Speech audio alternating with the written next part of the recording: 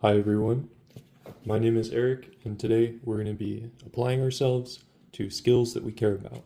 Today, I'm going to be getting better at drawing and painting with you, and before we start, I want to share some of my old artworks that are representative somewhat of where I used to be and where I still am in a lot of respects.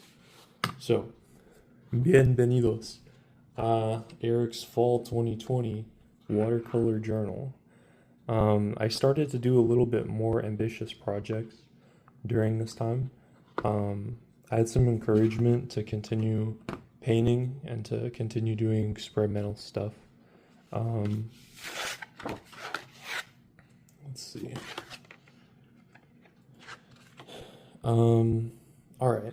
So here's one where I'm experimenting with wet on wet techniques and trying to make, I don't know, a colorful, vibrant, but also pastel, uniquely watercolor background texture. And I've done it to some degree. I don't have command over it, and I can lay down flat colors. I don't have great command over values, but you know, it's a nice little painting. This curtain has some three-dimensionality to it, and something that I'm making a point to emphasize more in my art going forward are stuff like this, these small backgrounds that can hopefully add a lot to the piece, especially if you throw in some good composition and especially some good perspective. So let's continue on. Here's a little bit of storyboarding. I plan on doing more of this. Color swatches. You'll be seeing me do some of these, and also adding the layer of lightness and darkness to each of these colors, which will really allow me to communicate 3D in a way that I haven't been in, let's say, these like single pass stuff. All right. So here's a nice little drawing. I think that this drawing succeeds in its simplicity and its composition. So I'm happy to see that I was doing well back then about this kind of stuff.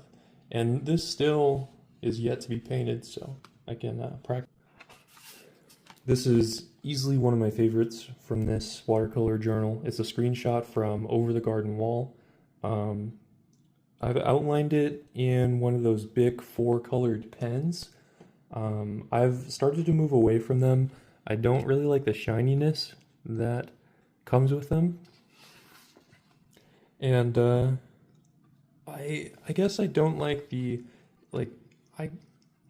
shaky line quality here, and I'm partially blaming it on the pen, which I really ought not to do.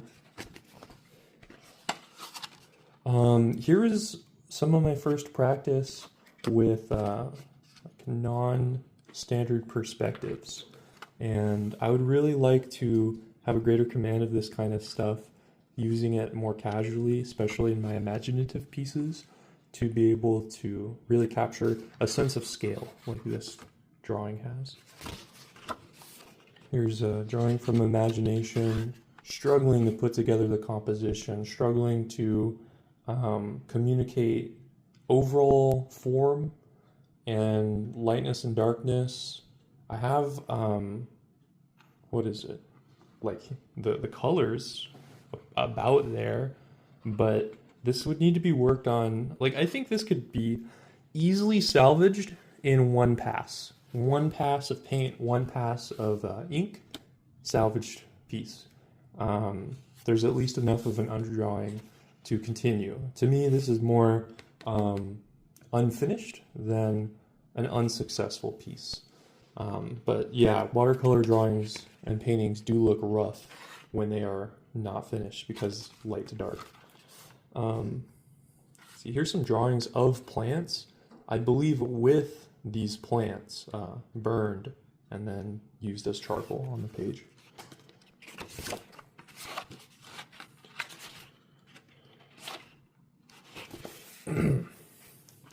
Here is a nice little I guess sunset scene of a dragon flying over a castle. Very happy colors. Um, Getting more into landscapes, getting more into that Elden Ring fantasy vibe, and I don't know, the colors are very happy. There's some three-dimensionality going on with these hills. Uh, these hills are telling me the light source is up there, and then we look, and that's where the light source is. Um, I could have done better. I don't think I would have outlined it the same way, but I very much like how the blue and the white and the yellow come together to communicate light. I appreciate that a lot. I think yellow in watercolor is a very beautiful color. Here's me, some drawings of some cats, trying to think about the three-dimensionality of the cat so that I can put it somewhere in real space, or like approximated space, and just make it look more believable. Here's some more ambitious imaginative pieces that I've made. Let's see. So yeah, this one is a little bit 3D 5Me, but it's a knight guided by grace, Elden Ring inspired, and there's a pathway leading up to a shining city on a hill, I suppose.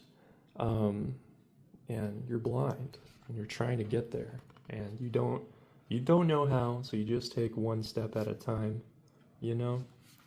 And you sense the way, and you pursue it, and you seek the way in good faith.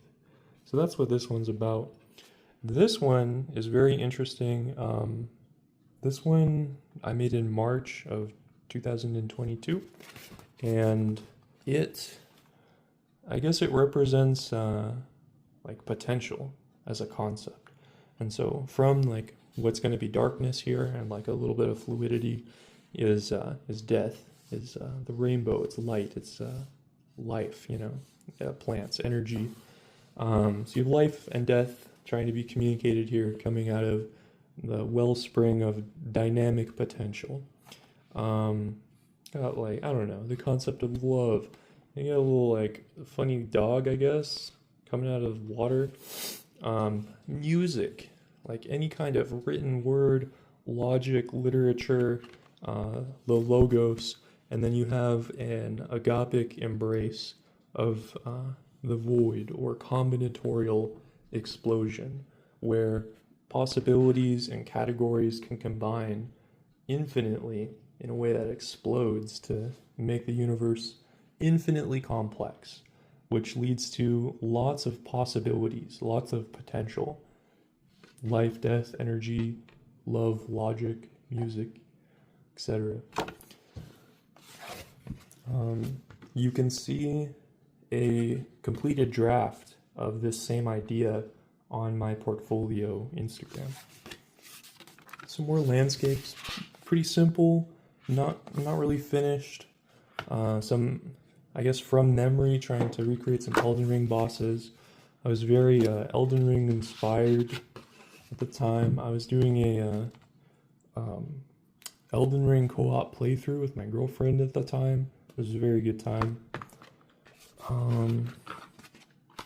Here's a really wide piece. This is certainly referenced from somewhere. I think it's a combination of Berserk and Elden Ring.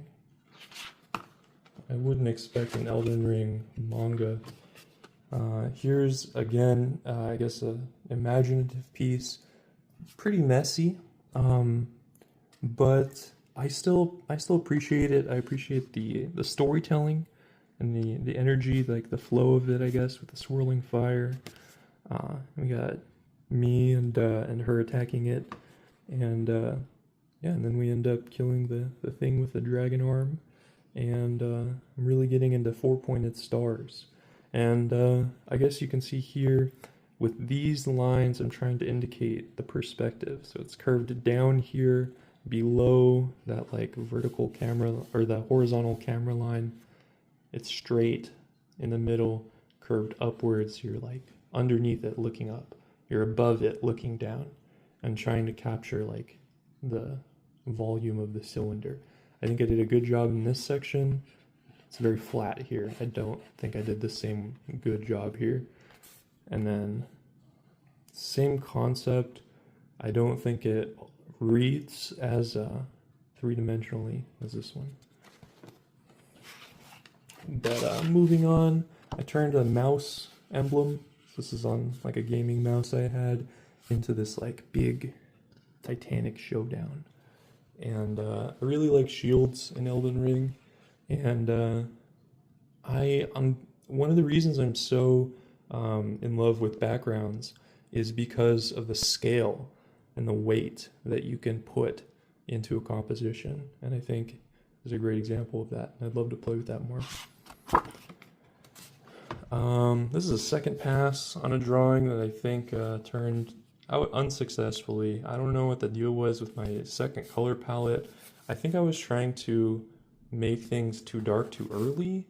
I'm really not sure. I could work it more, but I've lost a lot of the white of the paper, which makes it difficult to bring anything like pictured here to any other brightness besides what it already is, which could be tricky. But I can still definitely work on this and see it through.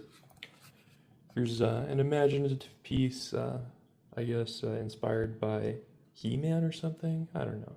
You may recognize it, especially if it was all painted up blue.